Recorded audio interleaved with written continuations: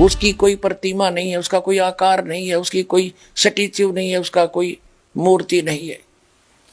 भले पुरुषो एक न तस्य प्रतिमा अस्ति, इस वाक्य से परमात्मा को निराकार सिद्ध कर दिया। अब जैसे पूरे मुसलमान धर्म के धर्मियों के पास हजरत मोहम्मद सल्लल्लाहु की कोई प्रतिमा नहीं है, तो क्या हजरत मोहम्मद जी निराकार थे? क्या उसका कोई आकृति नहीं थी? केवल ये लिख देने से कि न तस्य प्रतिमा अस्ति, तो वो ये सिद्ध नहीं होता कि वो निराकार है। अब आपको सिद्ध करते हैं कि परमात्मा कैसा है। एक शेख फरीद नाम के मुसलमान थे और उन्होंने एक घर छोड़ दिया बचपन में परमात्मा पाने के लिए। एक फक्कड़ फकीर थे और वहाँ वो उनके आश्रम में रहने लग गए। और वो फकीर इतना वहाँ प्रसिद्ध था कि उसके पास सिद्धियाँ बहुत हैं। एक समय शेख फरीद नाम के मुसलमान थे भक्त। वहाँ क्या था कि आश्रम के अंदर 10-12 भक्त रहते थे उस संत के शिष्य। तो उन्होंने आपस में एक एक दिन बांट रखा था। वो आश्रम का जो संत था वो हुक्का पिया करता। मुसलमानों में वैसे वो मांस नहीं खाता था, हुक्का पीता था। तो हुक्का खाना खाने के बाद उसका शाम को या दोपहर को जब भी खाता था हुक्का कंपलसरी होता था। तो उन्होंने सब ने अपना काम बांट रखा था। और शेख फरीद तो घर छोड़ कर निकला ही नहीं था। मैंने अल्लाह चाहिए, भगवान चाहिए।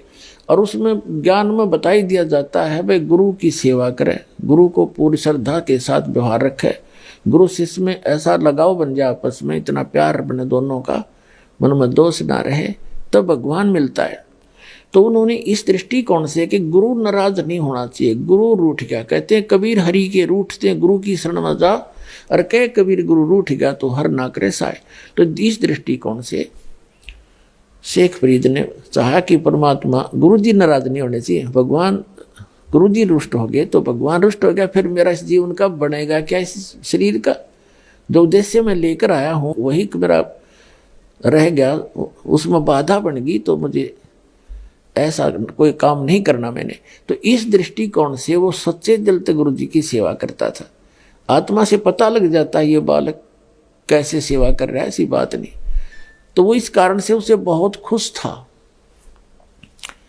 और आश्रम में रहने वाले दूसरे कुछ कमचोर से थे, वह गफलत कर देते थे।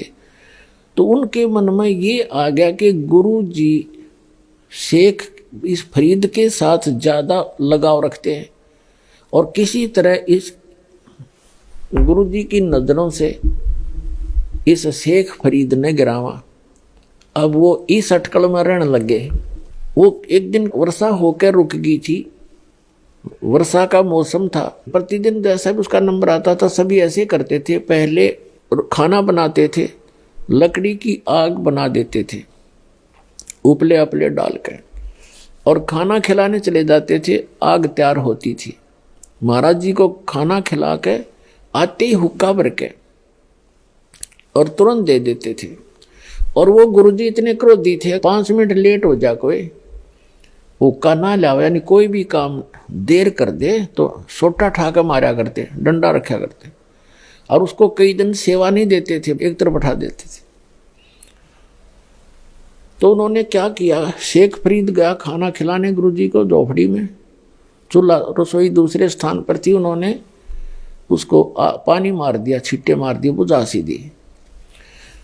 अब शेख फरीद तो अपने हिसाब से आया था कि 2 मिनट लाऊंगा भर के चलम दे दूंगा। अब वो आके देखा तो आग नहीं। उन्हें सोची भाई मौसम खराब है, ना सक गया उसका कि किसी और ने गड़बड़ कर रखी है, और आग तो बुझ गई। वो उठा कर चलम, और थोड़ी सी दूरी पर गांव था, वहाँ धुआं उठ रहा था। कोई बहन बेटी माई अपना चूल्हा जलाने की चेष्टा कर रही थी। वो दौड़ा दौड़ा गया। तो वहाँ क्या कर रही थी वो माई, क्योंकि मौसम वर्षा का था, लकड़ी जलाव थी, कभी बुझ जाओ थी, फूक मार थी, आंखों में धुएं से आंखें पानी गिर रहा था। तो शेख फरीद दौड़ा दौड़ा गया, युवा लड़का था 20-22 वर्ष का, और कहने लगा माई आग नहीं दे दे माई, आग डाल दे, थोड़ी आग दे दे मुझे। और माई हो रही थी दुखी धूमे में, वो नु बोली देख के, नु बोली आग नहीं ना मिलती, आंख फुड़वानी पड़े आग आग के लिए। तो उसने चिमटा देगा आंख में, उस संत ने, शेख फरीद ने अपनी आंख निकाल के दे दी। अगले माई आंख ले फोड़ दी मैंने, अरीब तो आग दे दे। वह माई डर गई, अगतन तक कही थी स्वाभाविक, संत ने तो साची कर दी। और इसका गुरु जी तो बड़ा पहुंचा हुआ संत है, तेरी कदे सारा काम ना बिगाड़ दे। उसने सारी आग निकाल दी चूल्हे में। अकेले ले महाराज जी वह दरकस सारे आग ने भरकर तो चल पड़ा, भाग्या गया फिर फटाफट। अब उस संत ने एक आवाज लगाई, जब वो 2-3 किले दूर था, पहली आवाज लगाई, अरे फरीद कहाँ मर गया तू? आ गया गुरुजी, आ गया गुरुजी। दूसरी आवाज लगाई, जब रख की तो मर गया था, इतनी देर लगा दी। बकार यही था गुरुजी, देर होगी, थोड़ी सी आग खराब सी होगी थी, मौसम खराब है ना। और उसका आंख पर कपड़ा बांध लिया उसने एक आंख के ऊपर के, जो आंख फोड़ निकाल दी थी। अंधेरे का मौसम था, गुरुजी ने कहा के लाग गया क्या? कुछ दया है आपकी महाराज, के लाग गया था आप कह रहे थे। और वो कब्र दिया, और बूढ़ा तो पी के सो गया संत तय। अब वो सारी रात बेचैनी में रहा बेचारा, आंख फूट रही उसकी, कोई बात नहीं, जैसे तैसे। उसका उद्देश्य ये था कि गुरुजी नाराज ना होना चाहिए, आंख ने के गाड़ दूंगा, जब मालिक रूस गया था। अब कहते हैं देखो कितना सेक्रीफाइस भी कर रहा था, कित कर रहा था वो महापुरुष, किसके सामने, वहां कुछ था ही नहीं। अब उस माई ने नींद आई नहीं सारी रात, क्योंकि रात होगी मैं जाऊंगी तो महात्मा धमका देगा, तो रात ना आई कैसे यहाँ पर, और शराब दे देगा।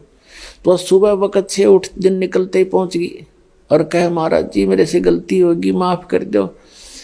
महाराज जी उठा, कहने लगा क्या बात है माई, क्या बात है? क्या आपके चिल्ला गया था और मैं धूमे में दुखी हो रही थी, वर्षा का मौसम था, लकड़ी गिल्ली थी, मैंने खूब कोशिश कर रखी थी आग बनाने की, आपका चिल्ला गया। मैंने तो मजाक कर रहा था महाराज जी। उसने आंखें काट के धर दी, बर्तन के कापण पर धर के लेगी उसने, ढक्कन पे, मटके के ढक्कन है ना, कापण बोले, ये आंख काट के धर दिया। आपके बच्चे ने मेरी गलती कती नहीं, उसने सोची अब कदे शराब ना दे दे। तब उसने बुला कर, शेख इधर आ भाई फरीद। कहाँ जी, क्या हो गया, क्या बात होगी? कुछ ना मालिक, जो शरीर आपका आंख की के बात थी दाता, आप नाराज नहीं होने चाहिए, इस मट्टी का बनेगा क्या? तब ने बोला बेटा यू खोल रुमाल। उन्होंने रुमाल खोला, आंख पूरी होगी शेख फरीद की, उनके गुरु जी की सिद्धि है। अब पुण्यात्माओं, इतनी सिद्धि युक्त प्राणी संत, आसपास उसका खूब बोलबाला हो गया इस बात से। माई ने जब आंखें देखी, सारी कहानी बताई, सारे गांव में चर्चा होगी, और तरह बे ऐसा महापुरुष नहीं देखा। अपने चेले की आंख भी ठीक कर दी, स्वस्थ हो गया। लेकिन वो आंख थोड़ी छोटी बन गई, ये प्रमाण देने के लिए कोई संत ने इसको ठीक कर दिया। अपने आत्मा इसका रिजल्ट देखना क्या है। इस कथा जो दास सुनाने जा रहे हैं आपको, सारे भ्रम मिट जाएंगे आपके। अब कुछ दिनों के बाद क्या होता है, संत जी की मृत्यु होगी उस फकीर की, आश्रम वाले की। और वो चेले इस सब अच्छे चिंतित थे, एक शेख फरीद से महात्मा ज्यादा प्यार करते हैं, कहीं इसको प्रधान ना बना जाए आश्रम का।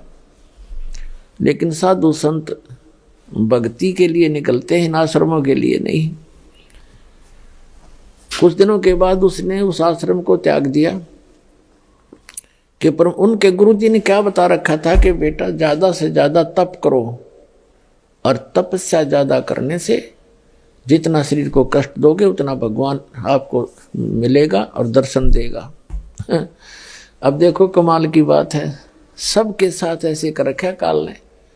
आप किसी हिंदू यानी सनातन धर्म के व्यक्ति ने पूछ कर देख लो भगवान कैसा है, कहते निराकार है। और किसी ईसाई को पूछ कर देख लो वो कैसा है, गॉड इज फॉर्मलेस, भगवान निराकार है। किसी मुसलमान भक्त ने पूछ लो, वो कहेगा भगवान बेचून है, निराकार है। और तो क्या हुआ, शेख फरीद ने सोचा गुरु जी का आदेश है, वे जितना घना तप करेंगे भगवान मिलेगा। तो उन्होंने कहते हैं 12 वर्ष में 1.25 मन यानी 50 किलो अन्न खाया। 12 वर्ष, एक वर्ष में 365 दिन, और 12 से गुणा कर लो, और एक दिन की एवरेज निकाल के देख लो 50 किलो कितने दानों का आटा इससे आता है। 10 ग्राम नहीं आओ एक दिन में। इतना आहार किया उसने कुल 12 वर्ष में, और तपस्या करी। शरीर कति सूख का कांटा हो गया, अस्थि पिंजर शेष रह गया, और कुएं में लटका करते थे और कष्ट देने के लिए ऊपर पैर बांध लेते थे। वृक्ष के टहनी कर नीचे कुआं था, उस वृक्ष के रस्सा बांध कर नीचे चले जाते थे, क्योंकि बाहर कौवे आंख निकाल लेते हैं, और बाहर आते थे, थोड़ा बहुत आहार करते थे, फिर लटक जाते थे। एक दिन कौवे वो आकर लेट गया, ज्यादा थके हुए थे ऐसे, और कौवे ने सोचा आदमी मर गया, आकर बैठ गया, उसके सारे शरीर पर घूमे फिरे, उसमें कितना मांस दिखा नहीं, अस्थि पिंजर कति शेष खाल में लिपटा हुआ। माथे भागा बैठ गए, आंख खाएंगे ये, इनमें कुछ है मांस थोड़ा सा। तब शेख फरीद ने कहा कि भाई कौव्यो, मेरी आंख ना खाइयो, मेरे शरीर पर कहीं मांस हो तुम वैसे खा लो, मेरी आंख छोड़ दो, मुझे परमात्मा के दर्शन करने हैं। आंख खराब कर दोगे तो मैं भगवान के दर्शन नहीं कर पाऊंगा। तो जब बोला तो कौवे उठ गए कि तो जीव है, जीवित है व्यक्ति। अब उसने ये सोचा कि भी अगर बाहर रहूंगा तो कौवे खत्म करेंगे मेरे को, आंखें भी खत्म कर देंगे, फिर मैं कति कंडम हो जाऊंगा, भगवान मिले नहीं और शरीर अंत होने को हो गया। वो इस दृष्टिकोण से फिर दोबारा धीरे धीरे पैर बांधे रखे थे, सहज लटक गया कि अब तो मर के निकलूंगा इसके अंदर से, या तो भगवान मिल जाएगा ना खत्म। अब वो परमात्मा आके खड़े हो गए उस कुएं के ऊपर, और रस्सा पकड़ के उसको बाहर निकालने लगे। कबीर परमेश्वर अल्लाहू अकबर। तो शेख फरीद ने कहा कि भाई कौन है, मेरे साथ शरारत मत करे, क्योंकि पहले वो ऐसे कुएं में लटक रहे होते थे, तो बच्चे आते थे उसके रस्से न डंडी तो घुमा देते थे। शेख फरीद कभी इधर लगता था कुएं में, कभी इधर लगता था, और वो ऐसे कर लेता था। अब बच्चे हैं, छेड़ कर चले जाएंगे थोड़ी देर में, वो एक बार धक्का के भाग जाते थे। उसने देखा कि इसने तो मैं बाहर ही निकाल लिया, उन्होंने सोचा अच्छा नालायक आदमी आया, तो उसने कहा भाई मुझे छेड़ मत। शेख फरीद कहता है भगवान से कि मुझे ना छेड़, और तू अपना काम कर, मैं अपना काम कर रहा हूँ। तो परमात्मा ने पूछा आप क्या कर रहे हो महात्मा जी? कि मैं परमात्मा के दर्शनार्थ, परमात्मा के पाने के लिए, भगवान को देखने के लिए, परमात्मा का दीदार करने के लिए और साधना कर रहा हूँ। तो परमात्मा ने कहा कि जिस भगवान की तू साधना कर रहा है, पहले तो यह साधना ठीक नहीं तेरी। परमात्मा ने कहा कि मैं हूँ वो अल्लाहू अकबर। शेख फरीद ने सोचा तो कति पाड़ी टकराया गया उससे, जो तो निरा निकम्मा आदमी है, अपने आप को भगवान कहता है, फिर भी साधु अपने भाव से बोला करते हैं। तो शेख फरीद ने कहा कि भाई ऐसे ना बोल, तुझे पाप लगेगा, भगवान दिखाई थोड़ा ही देता है, भगवान तो बेचून है, निराकार है, और आदमी भगवान नहीं हो सकता। तो परमात्मा ने कहा कि भले आदमी, तुम्हारी थ्योरी क्या और प्रैक्टिकल क्या कर रहे हो तुम? एक तरफ ते कह रहे हो कि भगवान बेचून है, निराकार है, दिखाई नहीं दे, और ऊपर से नहीं होगा उसके दर्शनार्थ में प्रयत्न कर रहा हूं। खाक देखेगा जब निराकार है तो क्या देखेगा, कुंडले डोरा है। तो शेख फरीद ने सोचा भाई आदमी तो काटेगा ही, तो बात तक कही सही इसने, पर मन में जो हमारा धारणा काफी समय से बैठी हुई होती है, उसके आधार से सोचा कि भगवान तो खरी नहीं होगा, लेकिन बाखबर पूरा है तो आदमी ठीक लग गया। या बस एक के सेकंड में समझा दी, क्या करें गामकार ज्ञान का तो चमका ऐसा लग गया करें। एक का चोट से धारी आदि ने मिलन दाचा, उसकी एकदम बुद्धि घूम गई। अगर सचमुच एक तरफ तो हम निरा बेचून बताऊं, और फिर उसके दीदार के लिए प्रयत्न कर रहा, दर्शनार्थ, भगवान ने देखूंगा, भगवान पाऊंगा, निराकार का पाओगा क्यों? तो फिर तो उसने उसके यह बात समझ में आ गई, नो के नो पैर पकड़ दिए, और लटके ने ने बोला महाराज मैंने रास्ता बता दे, मैं तो परमात्मा के लिए घर छोड़ के आया था, आज तक मैंने तो शरीर का विनाश कर लिया पर मालिक आसपास नहीं मिले। तब उसने बताया परमात्मा ने कि भाई इस तरह तो 1,00,000 वर्ष कर ले तो भी तरह भगवान निकट नहीं आ सकता। वह विधि मैं बताऊंगा, मेरे पास है बच्चा, साधना करनी पड़ेगी, जब वहाँ जा सकते, जब उसकी प्राप्ति होगी।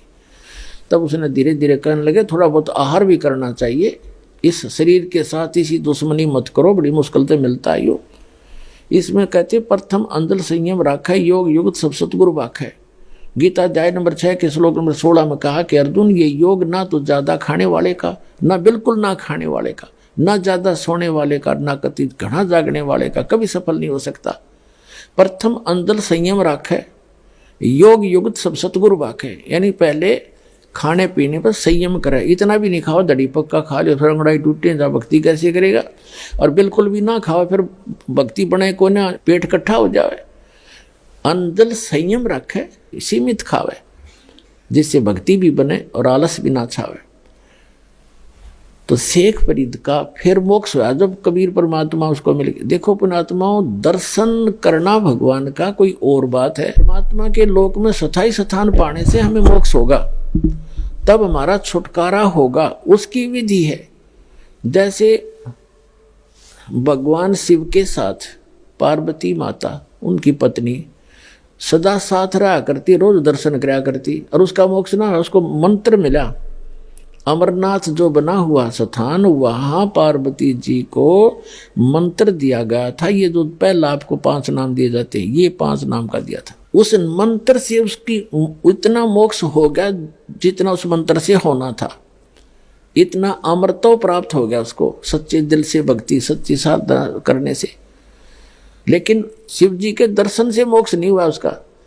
तो पुण्यात्माओं, परमात्मा 120 वर्ष, वो अल्लाहु अकबर, वो पूर्ण परमात्मा परम अक्षर ब्रह्म 120 वर्ष काशी में रहे। कितने लोगों ने दर्शन किए? 64 लाख तो शेष हो गए थे उनके उस समय, और सब ने दर्शन किए और कोई पार ना हुआ, क्योंकि उन्होंने उनके द्वारा बताई गई साधना पर विश्वास नहीं किया, वह साधना पूरी ना की और उनको एज ए गॉड ट्रीट नहीं किया। तो परमात्मा के लोक में जाने के लिए हमारी मर्यादाएं हैं, कुछ मंत्र हैं। उन मंत्रों की शक्ति से इस शरीर के अंदर जो हमारे सूक्ष्म शरीर है बॉडी के अंदर, इस स्थूल शरीर से प्रयत्न करके साधना करके हम उसको चार्ज करना हमने। और इस शरीर को छोड़ देंगे तो ऊपर का यहाँ का इस काल का दिया से प्राप्त मटेरियल है, इसको तो ये इतना समान इसको छोड़ दे, इसके अंदर जो शरीर है वो हमारा इतना चार्ज हो जाएगा और फिर वो इससे निकलते ही और फुल स्पीड तो ऊपर जाएगा, तिरकुटी पर। इन सब के अकाउंट क्लियर मिलेंगे आपको, क्योंकि ये जो शरीर है सूक्ष्म शरीर फिर इतना लंबा हो जाएगा इससे निकलते ही भक्ति युक्त प्राणी का। जैसे आप कभी सूर्य की तरफ पीठ करके सुबह सुबह 10-11 बजे से पहले सूर्य की तरफ पीठ करके और अपनी छाया पर ध्यान रखना, अपनी छाया की छाती पर काफी देर 1 मिनट एकटक देखते रहना और फिर सामने देखना। आपको जमीन से लेकर आसमान को छूता हुआ आपका सिर, नीचे पैर, इतना लंबा शरीर दिखाई देगा। तो ये शरीर इतना लंबा हो जाता है, फिर ये आत्मा यहाँ से स्टार्ट करती है मूल कमल से, इसमें से सूक्ष्म शरीर से, इसमें से निकलकर फिर त्रिकुटी में जाती है। त्रिकुटी ये वहाँ पहुँच जाता है, त्रिकुटी उस त्रिकुटी के पास ही। तो वहाँ यहाँ सारा क्लियर अकाउंट करके वहाँ पहुँच करके फिर आगे सब मंत्रों की जो भक्ति है वो स्थान स्थान पर इनको डिपॉजिट कराते चले जाएंगे, हमारा अकाउंट क्लियर होता चला जाएगा, तब हम सतलोक जा पाएंगे। तो इस प्रकार मोक्ष होगा।